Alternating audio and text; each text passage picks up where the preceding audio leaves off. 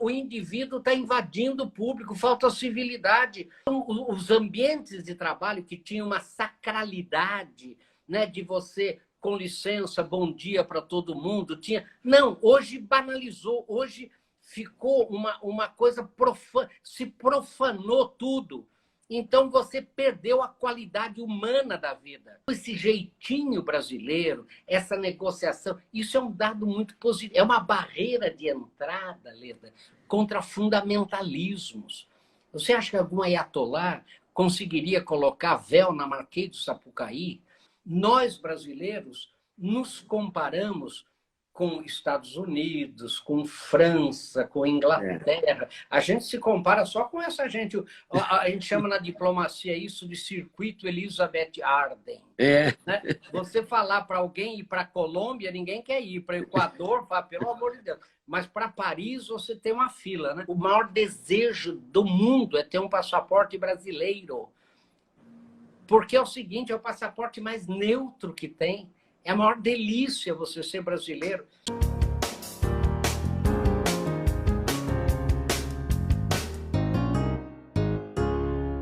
Vídeo para conversar com o professor Marins.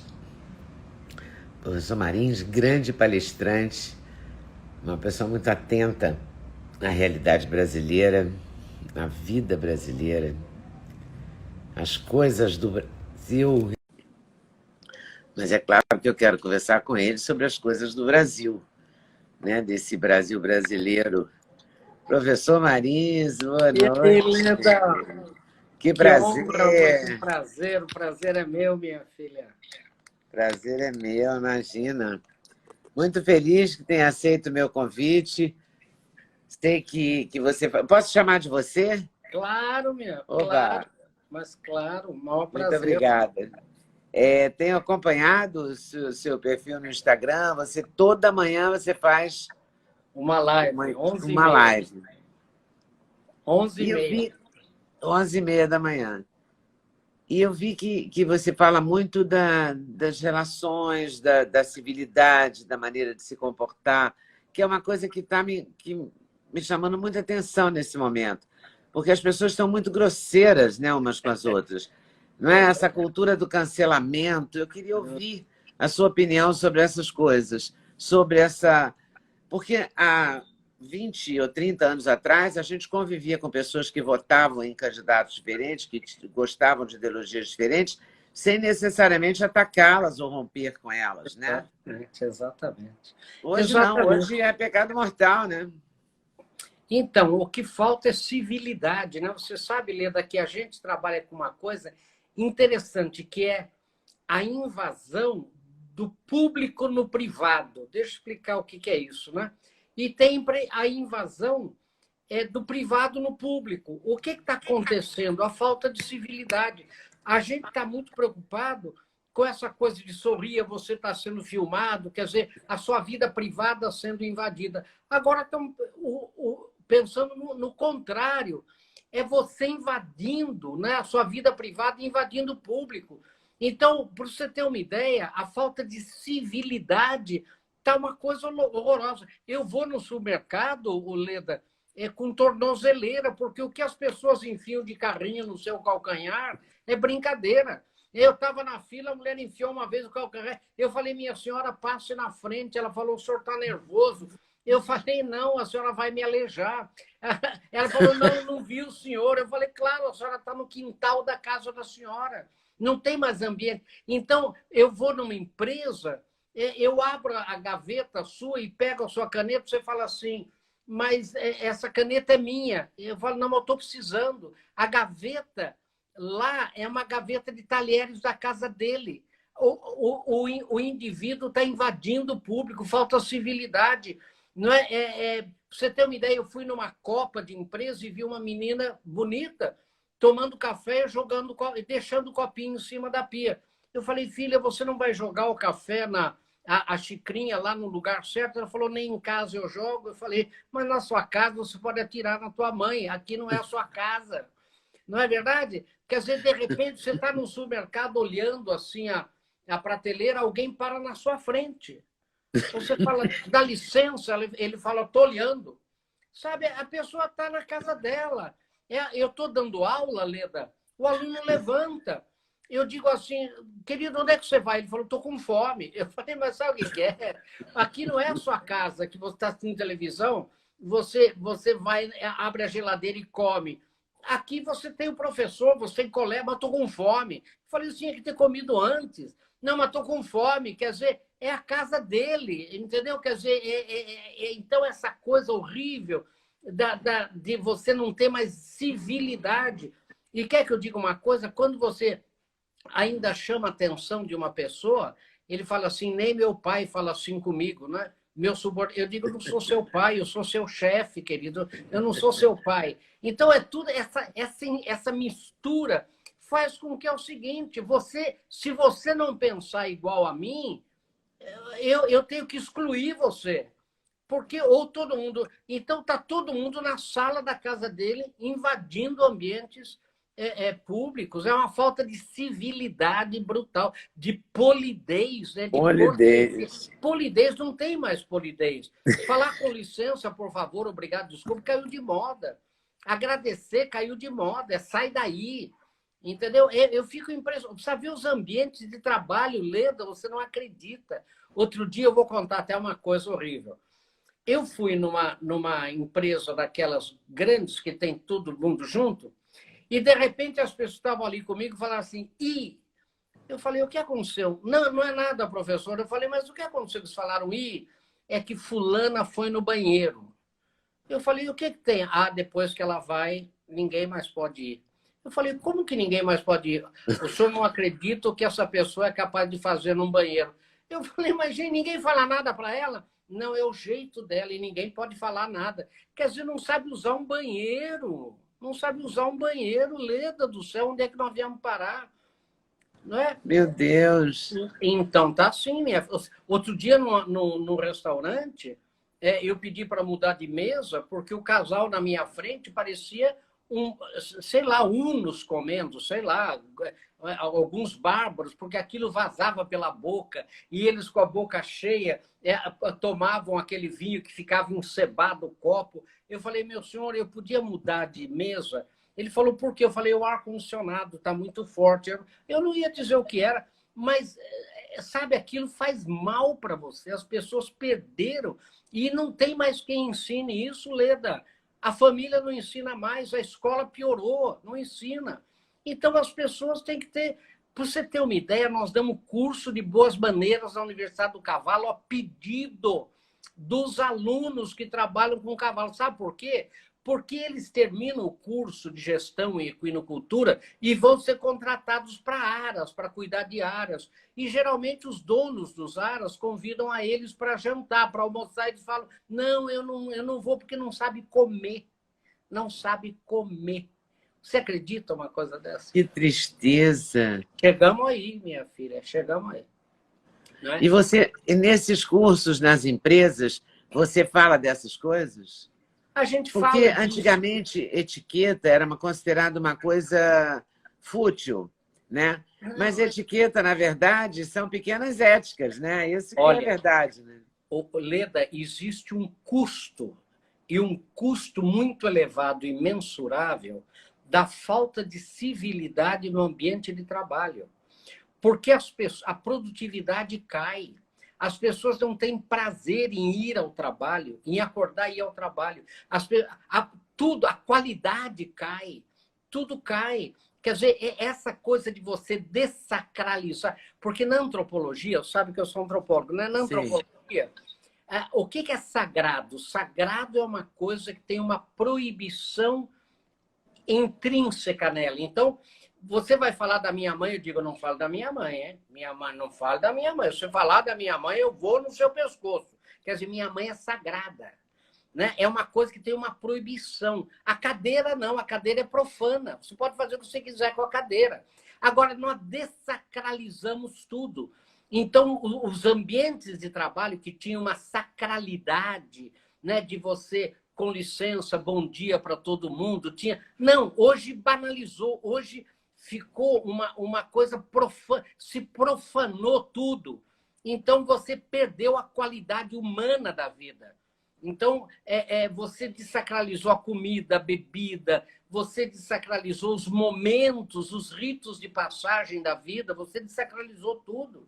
Não é verdade? O almoço de domingo na casa da avó, aquelas coisas que existiam. E olha, Leda, na antropologia você mostra que todos os valores eram passados durante as refeições.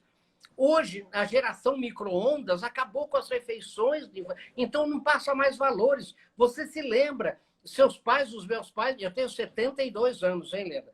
Então a pessoa dizia assim, não coma de boca aberta, pegue direito no garfo. Esse guisado é uma receita da sua avó. Olha, e ela fazia, quer dizer, isso acabou. Uma mãe falou para mim, eu converso com meu filho, levando ele na escola, no carro. Até, professor, deixa eu contar para o senhor, um dia ele falou, nossa, mãe, falou um palavrão para mim. Ela falou, não, não era para você, era para o motorista do carro que me fechou. Agora, você imagina, ela conversa com o filho, de repente xinga a mãe de alguém, ele fala, ai, mãe, não, não é você, é o motorista. Gente, não tem mais nada, entendeu? Então, não tem rir mais para não hora chorar, física, né? não Rir tem para mais não momentos... chorar. Não tem momentos físicos. E daí tem isso, né? Então, o que eu falo muito é sobre o Brasil, né? Sobre as vantagens comparativas do Brasil, porque as pessoas não entendem, as pessoas não conhecem o Brasil. Então, o que acontece, Leda? Esses gestores de fundos de pensão, fundo de investimento, querem que eu faça lives. Eu faço toda semana live com fundo de pensão, fundo de investimento na Inglaterra, na Espanha. Eu não sabia, a Ilha da Madeira é um dos países que mais investe no Brasil. É uma coisa aí... Né, A Ilha da Madeira? Ilha da Madeira. Sabe esses postos Graal que tem na Serra? É tudo aí da Sei. Madeira. Esses restaurantes portugueses de São Paulo, ali da Avenida... É tudo aí da Madeira. As casas de pão de queijo que você tem em todos os aeroportos, é tudo aí da Madeira. Ou seja, são grandes investidores do Brasil. Pois é. Agora, então, por que eles querem que eu fale? Porque para entender o Brasil não basta econometria, precisa antropologia econômica, precisa entender. Nós somos mais tupi, mais índios do que europeus. Esse jeitinho brasileiro, Leda, de negociar, isso é tupi. O chefe tupi, ele tinha várias mulheres para dar essas mulheres para os seus inimigos. João Ramalho tinha mais de 30 esposas, que é São Paulo hoje. Não é verdade? Porque o Padre Anchieta não se fez preso lá em Peruíbe, por quê? Porque os franceses eram casados tudo com índio, com tamoios, com índio tupi. Então, por quê? Então, essa coisa de você juntar, compare, então a gente acha isso ruim, mas isso faz o país andar. Veja a Argentina. Não anda. Por que não anda? Porque não há diálogo, não há negociação. Você nasce peronista, morre peronista. Nasce radical, morre radical. Imagine você, Leda, se era possível ter no Brasil um partido chamado União Cívica Radical. Isso, o Brasil, não, peraí, vamos conversar. Né? Vamos... Então, esse jeitinho brasileiro, essa negociação, isso é um dado muito positivo. É uma barreira de entrada, Leda, contra fundamentalismos. Você acha que algum ayatolá conseguiria colocar véu na Marquês do Sapucaí? Quer dizer, o burca, né, pode colocar no rosto, no resto não. Então, ia ser uma vergonha. Então essas características, por exemplo, o direito de solo, que é o ius soli, que é uma coisa que pouca gente entende. Você pode reparar, uma empresa multinacional chega no Brasil, vira brasileira do dia para a noite. Leda, se você perguntar para qualquer brasileiro, esse Gol aí que você está vendo passar na rua, ele é um carro alemão ou é um carro brasileiro?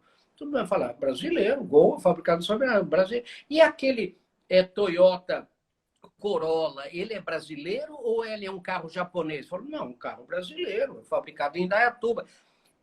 Se você perguntar, eu perguntei, para qualquer americano, esse Toyota Camry fabricado na Leume, na Califórnia, é um carro japonês ou é um carro americano? Ele ri de você, Leda. Ele fala, claro que é japonês, é Toyota. Porque o mundo trabalha com o ius sanguine. Você é definido pelo sangue. Nós somos definidos pelo solo. Então, nunca McDonald's, nunca Coca-Cola teve problemas no Brasil. Nós estamos pagando essa luz aqui. Eu moro numa fazenda, né, em Sorocaba. Essa luz é da CPFL, que é chinesa. O CEO da CPFL, Companhia Piratinha, é um chinês. Agora, alguém sabe que isso é da China? Ninguém sabe. Por que isso, Leda? Porque em 1822, quando foi proclamada a independência, no Brasil não existia brasileiro, não existia, existiam portugueses, porque era Reino Unido, né, e estrangeiros que estavam aqui. O que Dom Pedro falou? De hoje em diante, quem está aqui é brasileiro. Pronto. Então, nós viramos tudo brasileiro. Então, você chegou aqui, azar seu, virou brasileiro. Né? Então, essa dupla cidadania, essa coisa de você... Então, as multinacionais vêm para o Brasil, elas se transformam em empresas nacionais brasileiras queridas pelo brasileiro, coisa que não existe no mundo. Então, este país, você veja o que está acontecendo agora, né, na área de saneamento, na área de infraestrutura. E essas lives que eu faço, o pessoal é desesperado pelo Brasil, porque, Leda, é uma coisa que a gente tem que entender. Nós, brasileiros, nos comparamos com Estados Unidos, com França, com Inglaterra. A gente se compara só com essa gente. A gente chama na diplomacia isso de circuito Elizabeth Arden. Né? Você falar para alguém ir para a Colômbia, ninguém quer ir. Para o Equador, fala, pelo amor de Deus. Mas para Paris, você tem uma fila. Né? Agora, esses países investidores não nos comparam com eles. Nos comparam com quem? Tailândia, Filipinas, Indonésia, Malásia, México, quando muito Argentina. E aí as vantagens comparativas nossas são brutais. Nós temos o melhor sistema bancário do mundo, segundo o Banco Central Europeu e o Banco Americano. Você passar hoje um Pix, você passar de Uruguaiana para os Catrimani em Roraima, em segundos, você atravessou a Europa e voltou metade, Leda. Não é verdade? Onde que você faz isso no mundo? Um sistema de seguro mais... A reserva do seguro do Brasil é 1,3 trilhão de reais. Não é verdade? Quer dizer, é um sistema de seguro que é modelo mundial. Agora, tu não fala, mas seguro é importante? Claro que é. Claro que é. Um dia sem seguro. Nós não estávamos fazendo essa live aqui. Um dia sem seguro, ninguém sai de casa, avião não sai dos portos, as obras do mundo param, tudo, navios não saem dos aeroportos, avião não sai do aeroporto. Então, o Brasil tem vantagem que a imprensa não publica, é claro, né? Que o brasileiro não sabe. Então, e outra coisa, né? 17 mil quilômetros de fronteira sem nenhum problema de fronteira. Conte para mim qual é o país que não tem. A Argentina tem problema de fronteira com o Chile, Peru com o Equador, Colômbia com Venezuela, o mar territorial. Né? Veja a China, veja a Índia com o Paquistão, a Índia com a China. Nós não temos. Por quê? Porque a gente é tupi, a gente negocia. O Barão do Rio Branco negociou o Acre. Eu sabia que no Acre não tem pedra, né? Não ocorre pedra no estado do Acre. Eu sabia disso? Não. Não ocorre pedra. Então você vê um monte de pedra brita, aquela brita 2, aquela pedra, e 2 segurança na frente, porque é o seguinte, o maior perigo é roubarem pedra no Acre que não tem. Então você vê essa riqueza que o Brasil tem. Não é? Outra coisa, a Índia tem 1.632 dialetos, 325 idiomas, sendo 25 idiomas oficiais na Índia. Quando a gente fala eu conheço a Índia, a pessoa pergunta qual Índia? Eu conheço o norte. Qual norte? Porque ainda não se fala. Nós temos 8.515.000 km², um idioma só.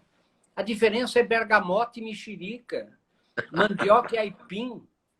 Quer dizer, isso daqui, para o investidor...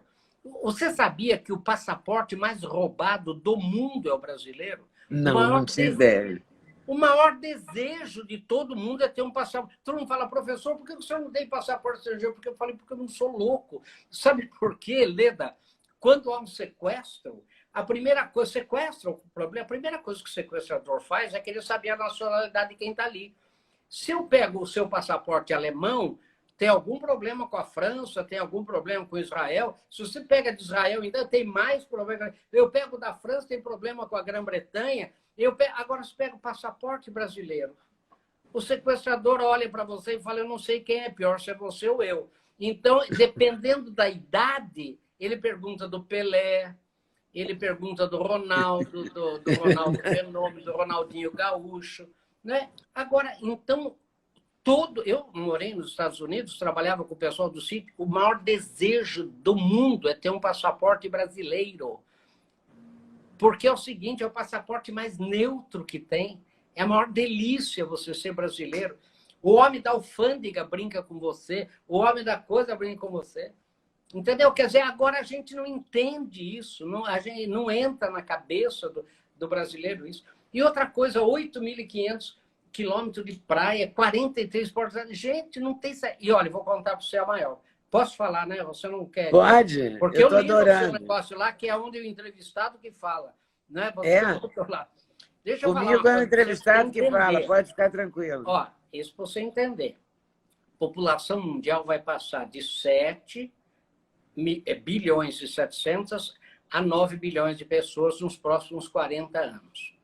Essa população vai ser mais urbana, porque esse êxodo rural acontece no Oriente Médio, no Sudeste Asiático, na África, etc. E vai ter o dobro da renda média que tem hoje. Isso são dados pacificados internacionais de universidades que eu leciono e da UNA. Bom, para alimentar essa população, o mundo, nesses 40 anos, vai ter que produzir 50% a mais de grãos do que produz hoje.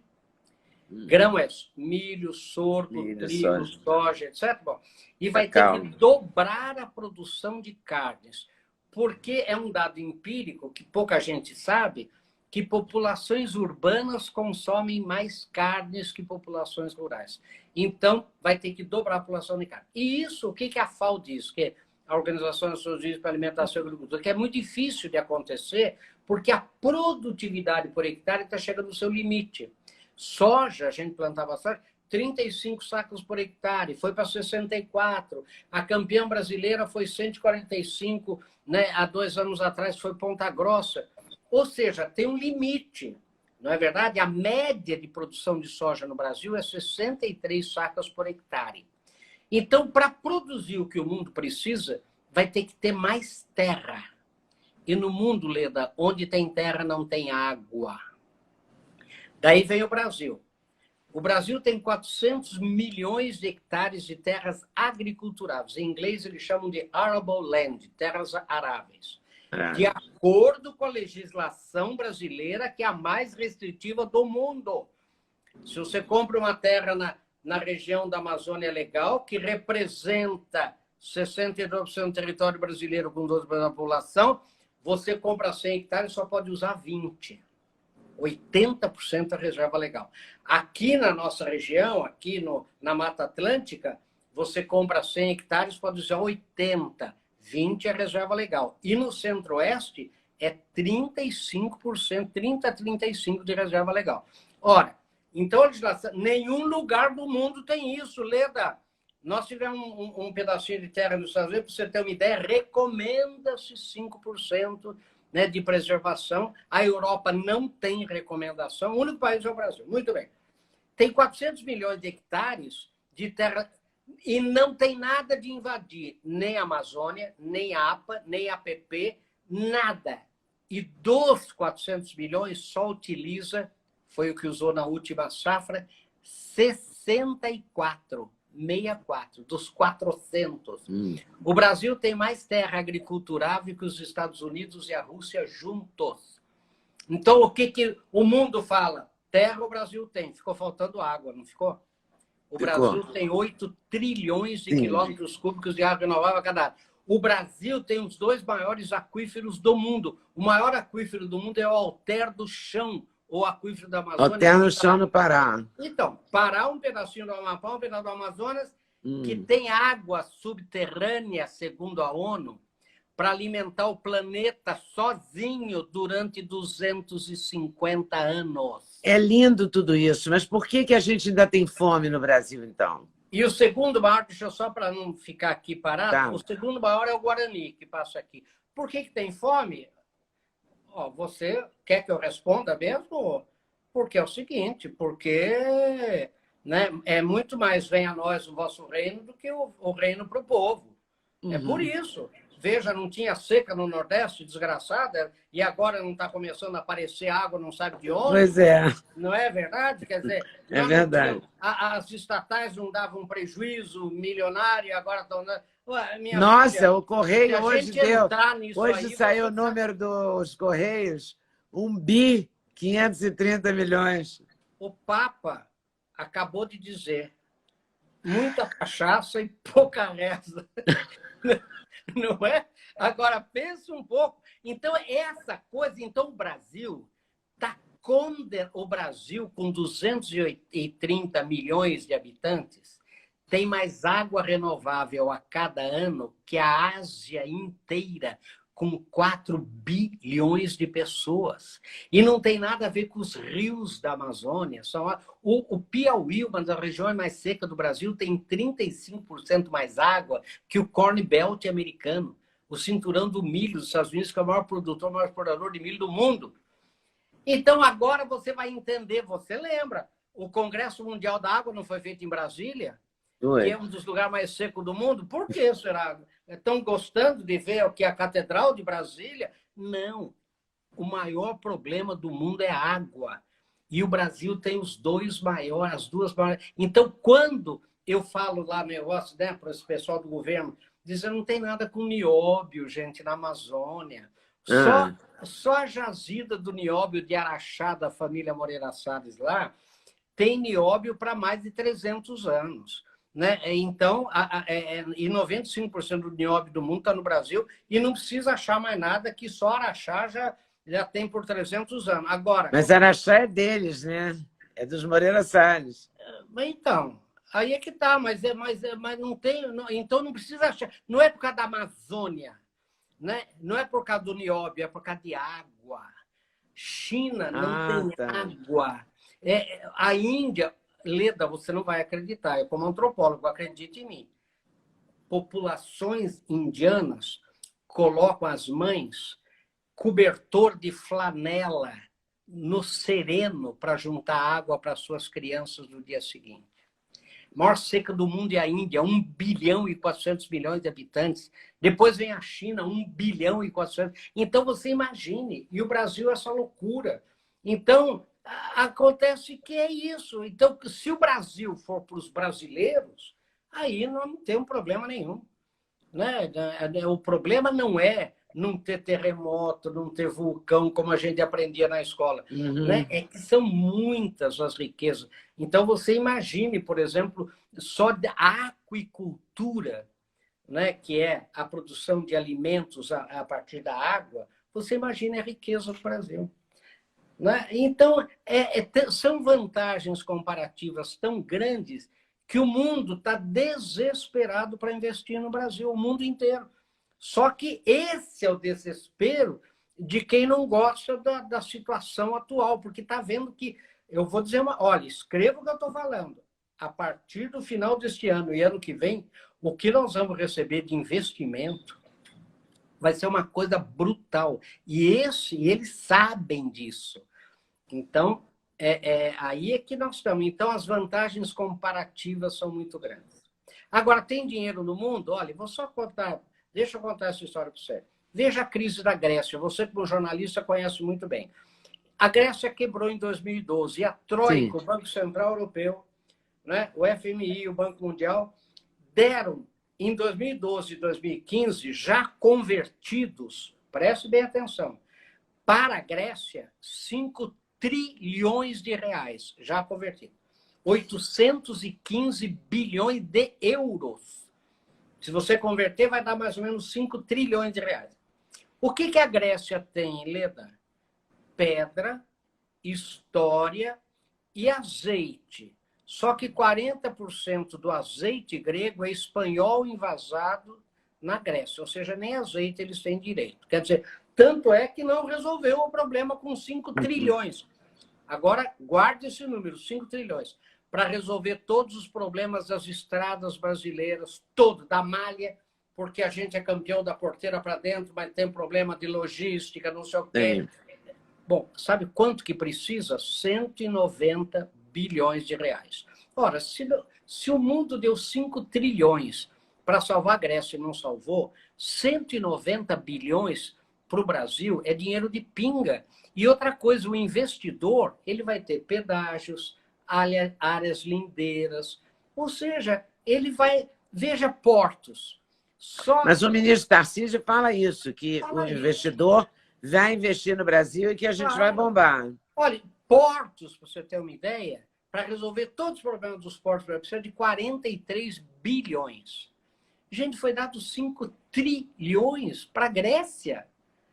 E aqui ele vai ter direito à cabotagem.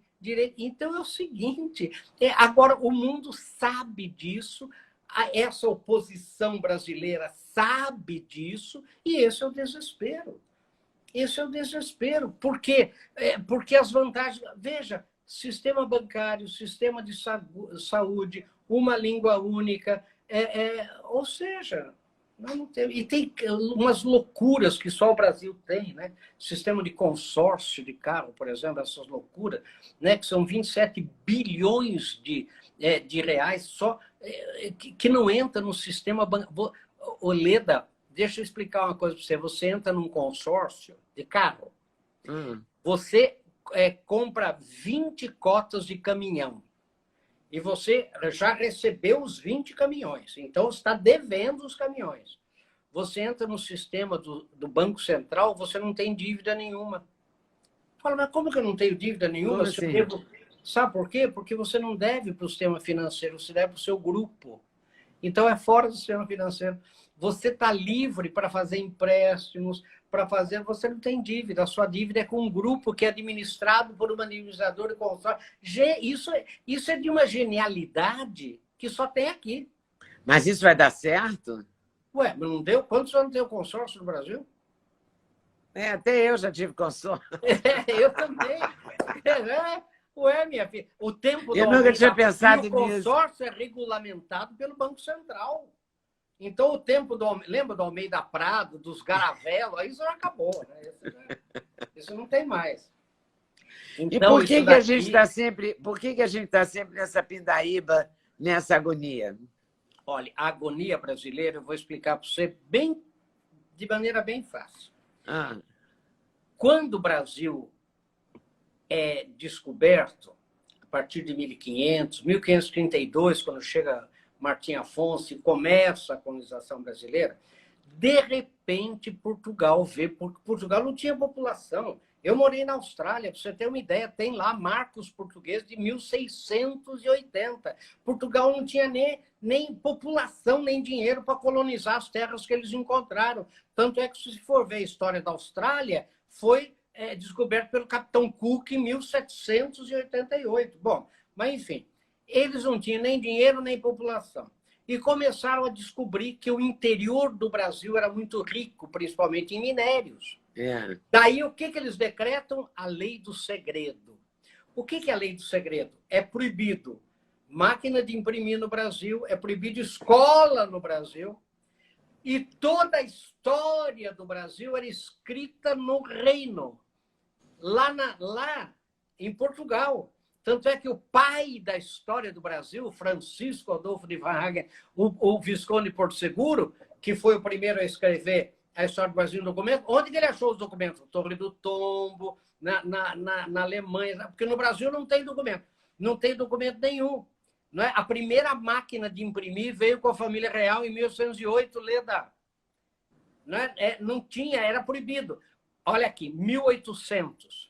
O Brasil era muito mais rico que os Estados Unidos da América do Norte. Só que 75% da população americana era alfabetizada, com escolas e tudo. No Brasil, 99% da população analfabeta. Só para você ter uma ideia, porque tem o fiado, porque tudo era na palavra. E por que a abolição da escravatura no Brasil demorou tanto, foi tão...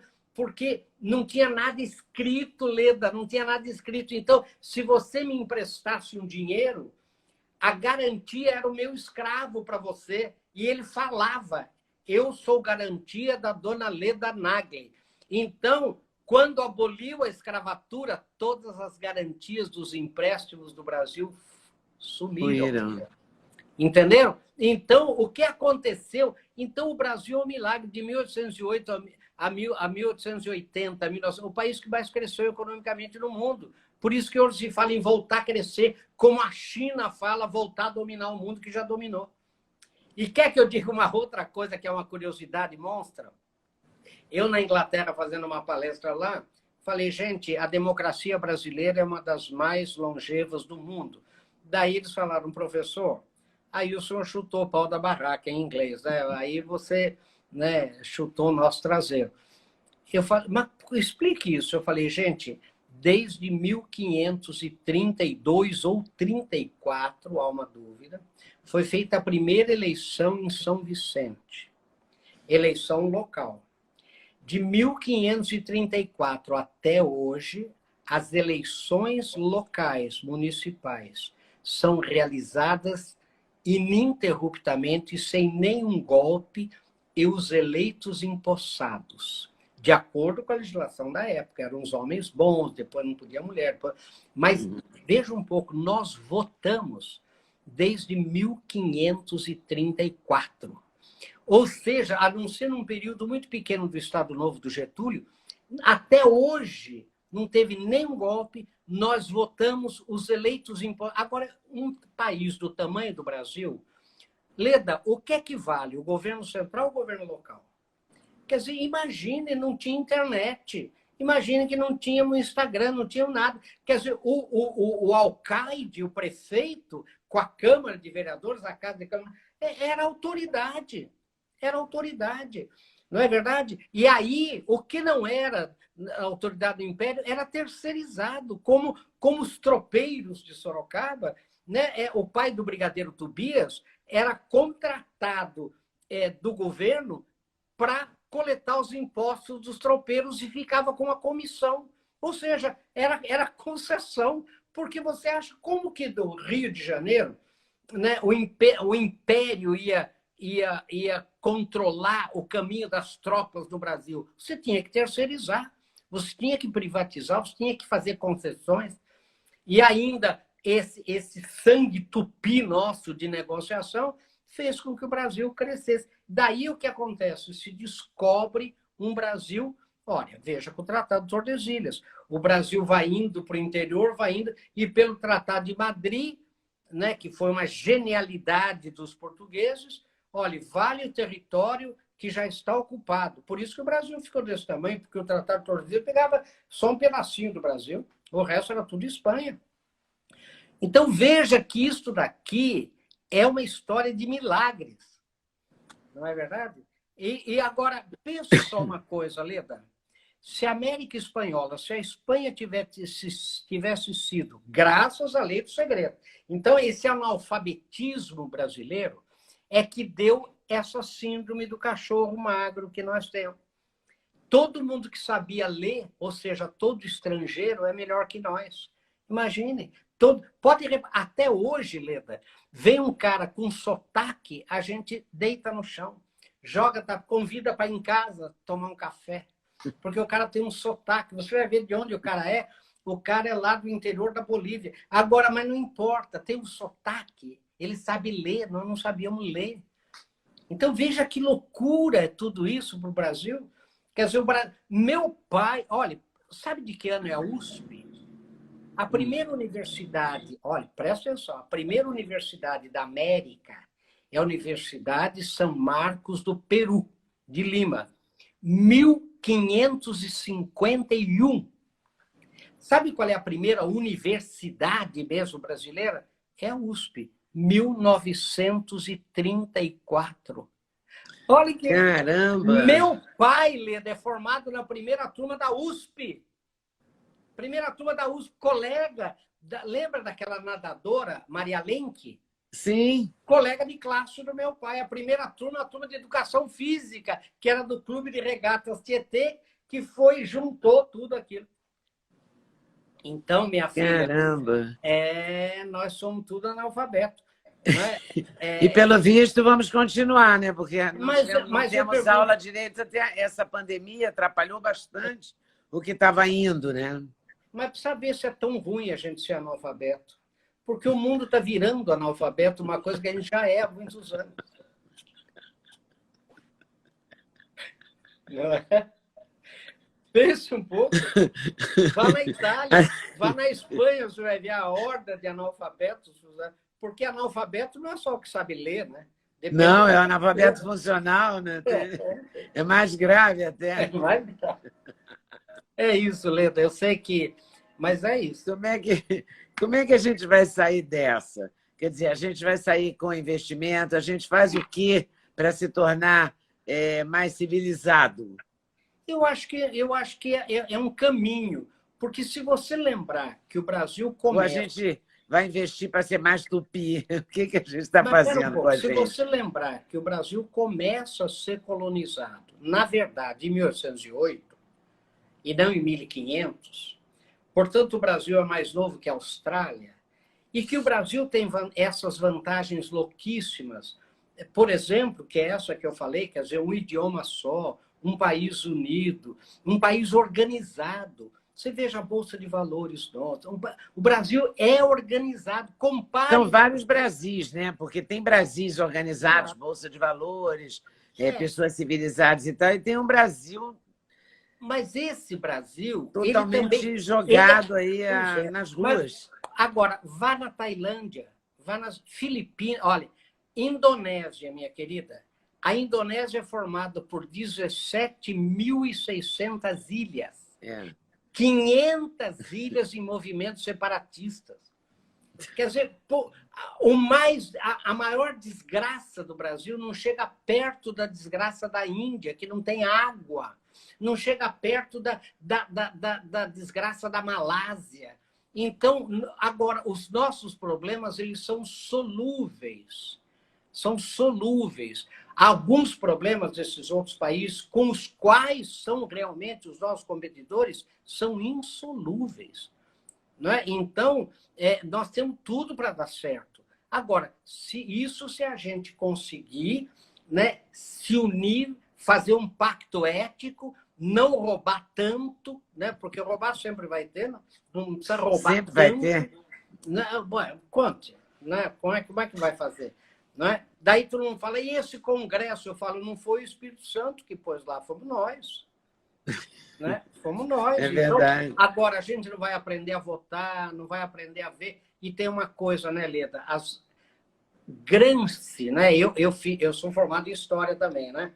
Então, pra você ter uma ideia, um ano eu estudei Antônio Gramsci, né? Na História das Ideias Políticas e Sociais. Um ano. A minha professora é daquelas gramscistas, daquelas... Bom, para você ter uma ideia, Gramsci não imaginava as redes sociais. Não imaginava que hoje nós estamos aqui, tem 1.076 pessoas assistindo. Entendeu? Quer dizer, isso acabou com o domínio da informação de uma fonte só. A gente passou a vida assim, olhando para uma telinha e vendo o que ela vai dizer que é certo, que é errado. Para nós, Mas, minha filha do céu, para você ter uma ideia, quando você pega lá eu dava aula de antropologia filosófica, né? Os primeiros filósofos lá, Hegel, sabe o que Hegel dizia? A imprensa vai substituir as religiões. A imprensa é que vai dizer a você o que é certo e o que é errado, o que você deve comer, o que você deve vestir, o que você deve beber. E se você não aceitar o que a imprensa disser, você será considerado herege. Tem muita gente que acredita, muita gente da imprensa que acredita ainda nisso. Né? Agora, diga para mim se isso é verdade ou não. De repente, vem uma rede social, você com 800 mil pessoas seguindo, outro com 2 milhões, outro com 3 milhões. Quer dizer, e com liberdade, e falando, né, e propondo. Gente, agora conte, cadê o gramscismo? Né? Cadê? Então, isso acabou. Ninguém imaginava. Né? Porque McLuhan, eu estudei McLuhan e fiz um curso com ele antes dele morrer. Antes dele morrer, exatamente. Lá no Canadá ainda. Agora, só para você ter uma ideia, ele, quando falava de aldeia global, não dá vontade de ter ele vivo hoje? Gente, ele falava em aldeia global antes da internet. o mundo vai virar uma aldeia global e hoje? O que nós somos, né? Não é? Eu garanto para você que desses 1.049 aqui, deve ter uns 200 de fora do Brasil. Agora, o mundo virou uma aldeia. Agora, então, não é... Sabe, eu não tenho mais o monopólio da informação, o monopólio da verdade, né? Eu não tenho mais. Quer dizer, então, agora, isso vai moldando uma nova civilização, um novo brasileiro. Um brasileiro que vai passar de uma consciência ingênua para uma consciência crítica. Olha, Leda, você não imagina o que as empresas que eu trabalho estão pedindo de coisas. Por exemplo, como nós começamos a discutir boas maneiras, civilidade, qualidade de vida no trabalho. Qualidade de vida passa por tudo isso, sabe? Por polidez, né? Por civilização, por urbanidade. Né? Então, as pessoas estão querendo, por exemplo, o seguinte, veja essa nova geração, ela não quer ser milionária, ela não quer ser rica. Pode reparar, ela está querendo alicerçar a vida dela em valores e princípios mais elevados. Por quê? Porque ela viu que o que foi feito até aqui não deu certo. Não deu certo. Não é verdade? Então, eu acredito muito nessa mudança. E essa mudança vai ser feita pela liberdade, a liberdade que as pessoas têm de assistir você, de me assistir, ou de assistir a extrema esquerda, ou quem quiser. Mas eu digo, essa liberdade é que vai dar a consciência crítica às pessoas e elas vão ter um discernimento maior. E o Brasil vai crescer, porque tem tudo para crescer. Olha, eu fiz agora uma live num congresso internacional de turismo. Qual é o destino de maior desejo do mundo? Brasil. Qual é? Brasil. Amazônia, porque ninguém mais quer turismo de museu e igreja velha. Agora querem turismo de aventura. Agora, quem tem 8.000 quilômetros de praia, Foz do Iguaçu, Pantanal do Mato Grosso, Amazônia? Quem tem? Fernando de Noronha. Quem tem? Agora, por que não vem, professor? Não vem porque tem uma insegurança. Mas a insegurança é de bala perdida? Não. É insegurança alimentar e de saúde. Deixa eu falar para você. O que é insegurança alimentar? Eu vou lá para a Amazônia, eu posso comer o que me dão? E se eu comer o que me derem e me fizer mal, tem hospital? Tem clínica? Porque, peraí, eu corro algum risco? Então, não é... Porque esse negócio de estourar bomba, de bala perdida, isso você tem no mundo inteiro. Não é verdade? Quer dizer, o grande problema daqui é essa segurança para o turista, esse apoio, porque o maior desejo do turista mundial é vir para o Brasil. E é o segmento mais prejudicado, né, com essa pandemia. Claro. E esse e o cultural, de eventos e tal. Né? Agora, você imagine o Nordeste... Então, a gente tem uma chance de recuperação grande aí. Muito grande. No futuro próximo, né? Nesses segmentos que eu falo. Né? Segmento de eventos, segmento de turismo, de hotelaria. Hoje eu fiz uma live com o presidente lá, o pessoal da Cor.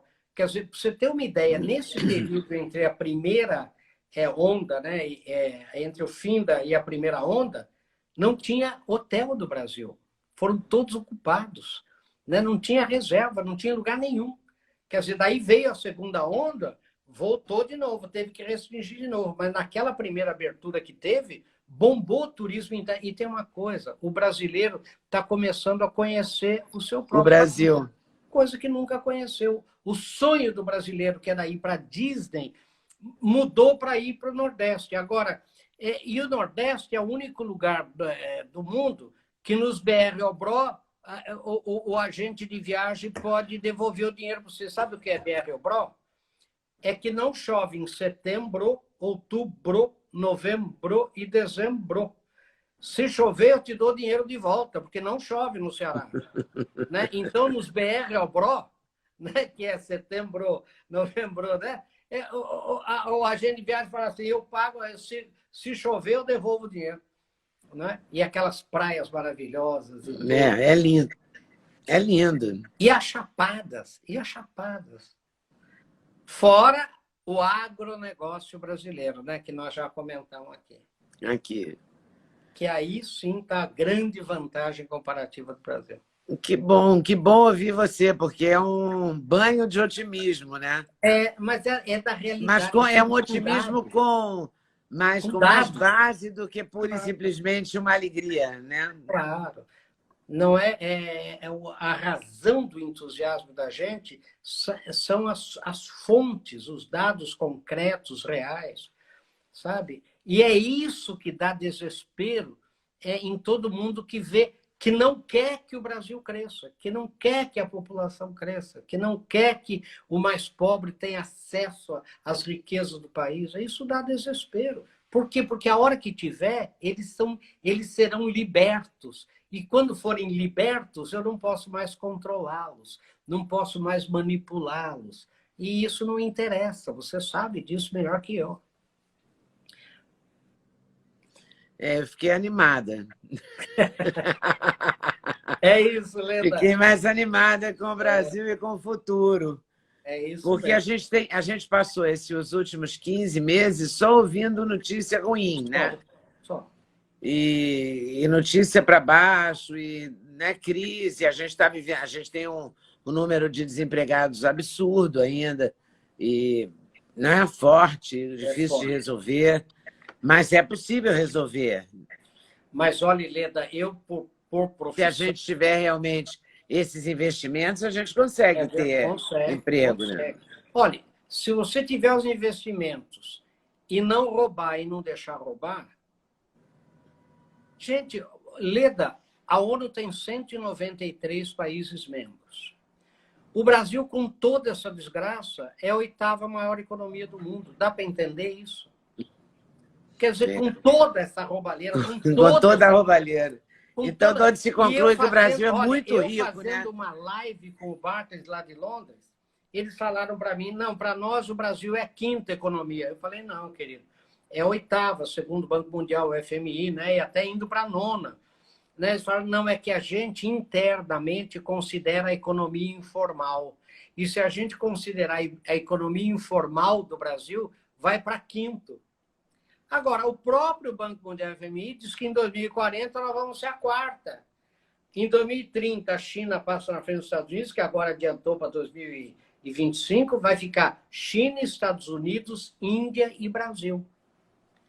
E aquela coisa que o Brasil ia explodir de pobre também não é verdade mais, porque o índice de fecundidade do Brasil está em 1,7, ou seja, que é o número de filhos que uma mulher tem pode ter, né, durante a sua vida, é fértil, 1,7 abaixo do nível de reposição. Porque como homem ainda não pode ter filho, para repor a população, uma mulher tem que ter 2, um para repor a ela, um para repor, né, um homem. Se nós estamos em 1,7, abaixo do nível de reposição. Ou seja, o Brasil vai chegar no máximo a 230, 240 milhões de habitantes, daí vai começar a perder população. Entendeu? Agora, daqui a 40 anos, qual vai ser o maior país populoso do mundo? Primeiro, a Índia. A Índia. Segundo lugar, a China. E sabe em terceiro lugar quem? A Nigéria. Caramba! A Nigéria hoje já está passando a população brasileira. Pra você ter uma ideia. A Nigéria. Por isso que colocaram o S nos BRICS, numa homenagem à África, ao continente africano, porque vai ser o continente da segunda metade do século XXI. Vamos torcer para isso dar certo. Tem que torcer. Tem que torcer e fazer a parte da gente, né? Fazer a parte da gente é fundamental. E principalmente numa democracia, votar bem, né, Leda? Pensar. Parar com esse negócio de votar no meu amigo, se um dia eu precisar de alguma coisa, eu consigo com ele, né? E pensar mais na cidade, pensar mais no Estado, pensar mais no país, né? Porque daí dá certo. Porque todo mundo fala... Você não ouve desde criança? O Brasil tem tudo para dar certo? Desde criança. Estou esperando até hoje, já estou velha, de cabelo branco e não deu certo. Então, é isso aí, Leda. Mas é engraçado porque eles ficam, eu vejo as pessoas falarem, o Centrão, isso assim, assim, mas são todos eleitos. Todos eleitos. Não é? E outra Foram coisa, eleitos, alguém votou eu neles. falo assim, mas o fulano é só ladrão. Eu falei, pelo amor de Deus, se candidate. Entre num partido político e se candidate, para eu ter para quem votar. Não, mas isso daí... Então, como é que eu vou fazer? Né? Você conhece aquele ditado, quer dizer, né? A democracia é a pior forma de governo, excluídas todas as outras. Né? Então, não tem jogo fora da democracia. Não tem jogo fora da democracia. E democracia é eleição, é eleito, não tem jeito. É prestar atenção, é se empenhar, é se comprometer. Porque o brasileiro é muito pouco comprometido com o país. Né? Você sabe que eu dava aula na Federal de São Carlos, né? E teve aquela história, né? O brasileiro precisa...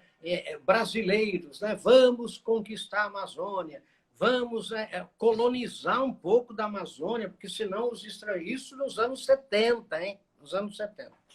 Daí eu cheguei na classe e fiz um papel fake, dizendo assim, INCRA.